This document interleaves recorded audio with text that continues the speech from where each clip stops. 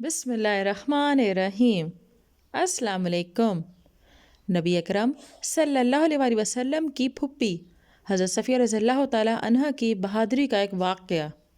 نبی اکرم صلی اللہ علیہ وآلہ وسلم نے عورتوں اور بچوں کو حفاظتی نقطہ نظر سے ایک خالی مضبوط قلعے میں رکھا، کیونکہ مسلمان لشکروں کا سامنا کرنے کی بنا پر ان کا دھیان نہیں کر سکتے تھے۔ جب یہود بنو قریظ نے عہد شکنی کی تو انہوں نے عورتوں اور بچوں کے قلعے کا جائزہ لینے کے لیے ایک یہودی بھیجا، جسے آپ صلی اللہ علیہ وآلہ وسلم کی پھپھی حضرت صفیہ رضی اللہ تعالیٰ عنہا نے دیکھ لیا۔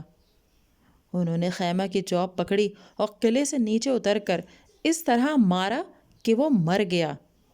حضرت صفیہ رضی اللہ تعالیٰ عنہا کا یہ کردار ان یہود کے لیے پیغام اجل ثابت ہوا، جو عورتوں اور بچوں کے قلعے پر حملہ کرنے کے بارے میں سوچ رہے تھے۔ بنو قریظ سمجھ گئے کہ یہ قلعہ اسلامی لشکر کی حفاظت میں ہے، کم از کم اس میں اتنے آدمی موجود ہیں جو اس کی حفاظت کر سکیں۔ اس میں یہ بھی دلیل ہے کہ عورت اگر دفاع کرنے والا کوئی شخص نہ پائے تو اسے اپنے دفاع کا پورا حق ہے۔